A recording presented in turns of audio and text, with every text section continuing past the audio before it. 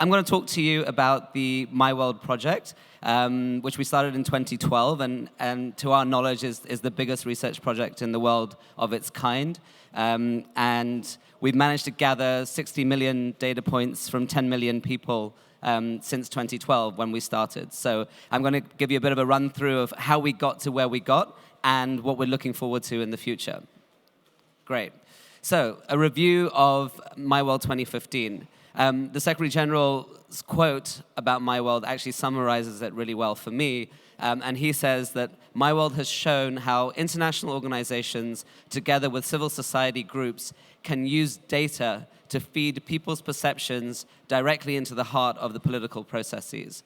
So it's really very much about giving people the dignity of voice by asking them the question, but then also having a feedback loop. There's no point gathering data if there's nowhere for it to go. So we were very clear when we started the project that it should have a clear political space to live. We weren't just going to gather data and have it gather dust in a report. So a quick summary of what we were able to achieve. So in September 2015, we closed the first section of MyWorld.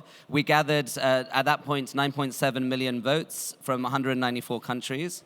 We did that through a network of over 1,000 partners. So you can imagine some of you who've been at the festival have seen Carol Rumbler, for example, from MyWorld Mexico, and many other youth advocates that really led the charge. So we had over 1,000 civil society, youth partners, private sector, people like Coca-Cola, Scouts. It was really a really broad and diverse network of partners.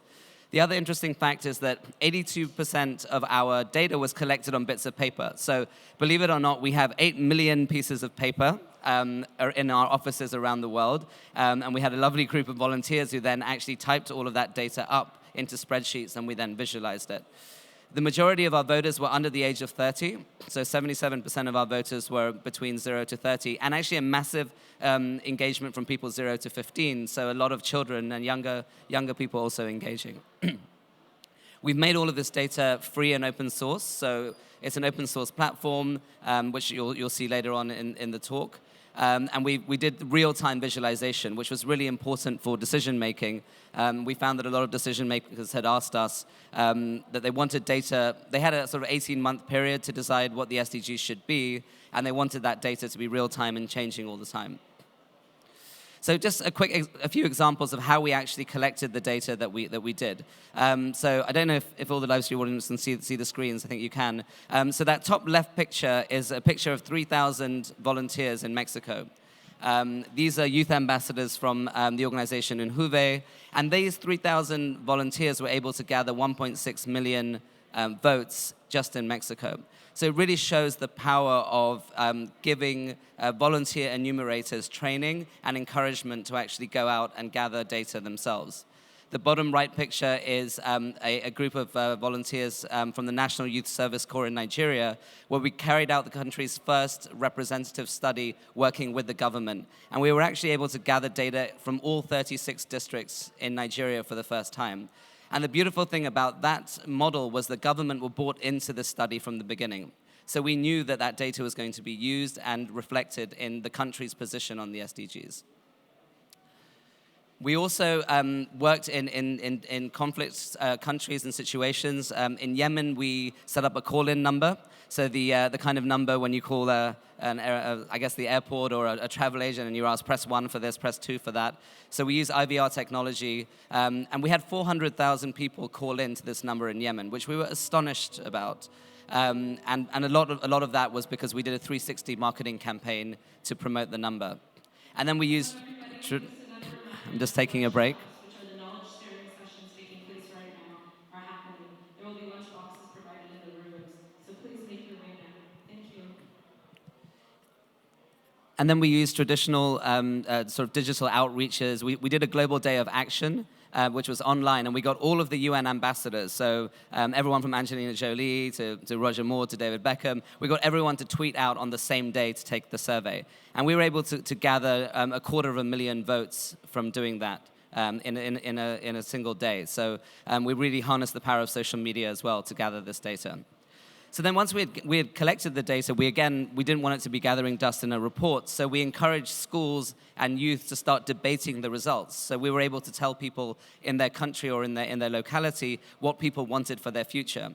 So I attended one in South Africa, for example, where it was a balloon debate, and different youth representatives came up, and they gave a 1-minute pitch as to why their goal should be part of the SDGs.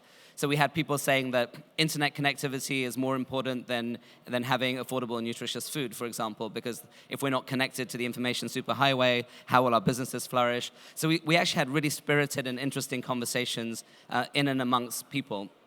We then also worked with civil society to do handover events of the data. So we had physical reports, and the data basically was able to spur dialogue between decision makers and civil society. We translated the survey in 40 different languages, so we really made it a sort of priority to reach out to as many people as possible. And like I said earlier, we had a massive network of partners. So here's a kind of quick cross-section of those that have publicly cited our data and really encouraged us from the very beginning. People from Queen Rania, the Prime Minister of Norway, the former Prime Minister of the UK, have all actually used the data. And in fact, David Cameron at the UN General Assembly last year was sort of cited as saying that MyWorld was a really important tool in promoting Goal 16 on peace, justice, and inclusive societies. So what's the future for MyWorld? So during the process of collecting the data, we hadn't asked people for their emails. It was a voluntary contribution. But we now have about 500,000 people who want to stay engaged in this agenda. So we've built the next chapter, MyWorld 2030. The objective is to help monitor the SDGs, to kind of get people's perception on whether they feel their lives are getting better or worse, and also create a dialogue between citizens and decision makers. So we don't, again, see data as an extractive exercise. We see it as a tool for encouraging that two-way conversation. So how are we going to be doing it? So MyWorld 2015 was a simple one-question survey, and it was a question to which there was an answer, which was lovely because we knew that the SDGs were coming. We basically kept it very simple. We had mass citizen engagement, but we know now that we're moving into a little bit more of a complex arena with 17 goals to track. So we're using it now as a tool for implementation and domestication of the agenda, as well as building accountability. In the first half of the survey, we only went for scale, so it was a self-select survey, and it wasn't necessarily, we had oversampled certain communities and countries, but now we're actually building a scientific element to it so that the data is anchored in a scientific survey. And we're very much, again, using these national stakeholder groups to tell us what their survey should be, and again, embedding it into the political process from the very beginning. So, how are we going to do this? So we've actually got 4 streams of MyWorld 2030. As I mentioned, the top left quadrant here, MyWorld Scientific. So what this is a representative study, and we've developed 100 SDG questions, working with a polling company, as well as researchers, Overseas Development Institute that are here, civil society. And that's an open source question library. And that can be used either as a complete study, which is about 30 questions, and can be used by polling companies or academic institutions in their country, or if you're a civil society organization or an agency working on a specific topic, like hunger or clean water, you can actually pick the questions that are relevant to you and start polling using those questions. And the amazing thing now is that a lot of the social media organizations are also moving into the polling universe. So we have Twitter polling, we have Facebook polling, and so on. So we can actually start doing these snap polls to start gathering little bits of data on lots of different topics. The bottom left quadrant is the MyWorld community engagement piece, and we'll talk a little bit more about that. Essentially, this is just 3 simple questions to continue the dialogue around the SDGs. We then have upcoming features, which is a MyWorld national edition. So if you're a country and you want to do, for example, a My Kenya or a My Yemen or a My Bon, you're actually able to work with us to have a national chapter of MyWorld, which is much more relevant to the issues that you're working on locally. And we'll work to support you on that. And the final piece is the big data model, where we're continuing to work with UN Global Pulse, who has an agreement with Twitter to access their fire hose. So with MyWorld 2015, we were able to actually track all of the tweets that are being sent out and actually build a taxonomy of keywords and track them back to the SDGs. Okay, so a quick summary of where we've got to so far. So the MyWorld community, we've built the platform. We've had 500,000 people engage with it in Mexico. Some of our volunteers that were here have taken a cycle ride in 8 countries in Africa and have been asking people to work with that. We've worked with a youth NGO in China to have an app developed. And we're also starting to engage with more and more of the technology that's out there. On the scientific side, as I mentioned, we've developed this 100-question survey, which has been tested in Kenya, Thailand, and the UK. So I've been told that I've only got 2 minutes, so I'm going to speed through a couple of the others. So this is the myworld2030.org, which is our community engagement model. This survey lives online, but it also works offline. So if anybody wants to take this survey, as long as they've opened it once on their phone, it will save on their phone. So our volunteers can go into the field and gather data digitally on their phone or tablet, and when they come back into a Wi-Fi area, they can then upload all of the results. So this is what it looks like. It asks 3 simple questions. 1, are you aware about the SDGs? 2, which 6 of the following goals are of immediate concern to you and your family? So this isn't about prioritization, but it is helping domesticate the agenda to say, in the next 12 months, what's most pressing to you and your family?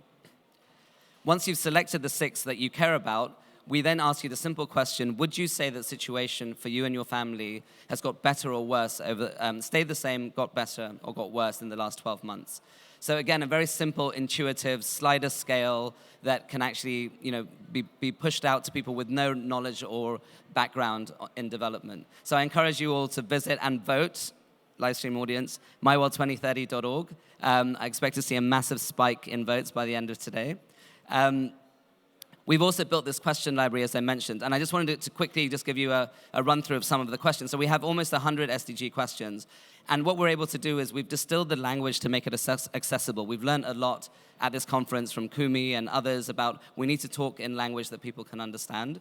So we've drilled down the goals and the targets to come up with questions that we feel that people can actually relate to. So for example, if we're looking at infrastructure, we'll ask the question, how would you rate the quality of roads in your town, village, and neighborhood? If we're looking at the issue of health and safety, we'll ask, over the last month, during your work, have you been subjected to verbal abuse, physical violence, etc.? So we're getting to the heart of the issues, but again, in language that people can understand. So what are we continuing to do, and how are we engaging with people to reward them and recognize them for what they're doing? So we've run for the last 3 years this awards ceremony at the UN General Assembly. And at that award ceremony, we reward and recognize partners that have done outstanding work. And it's worked as an amazing, we call it the People's Voices Awards. And what we'd like to see in the future is we have these national awards where we recognize young people in civil society that are doing engaging work. Ooh, my clickers. We've also created the Humans of My World project, which has been on the stage in the last few days, where we're actually asking people, what is your story? If you vote for a particular priority, what's your narrative? Why is it that you care about these issues? And what we find is really rich stories coming out of the data. We're also hosting exhibitions, and many of you are at one now, and we've actually run these sorts of exhibitions in 30 countries around the world. And we want to continue using these as creative feedback loops.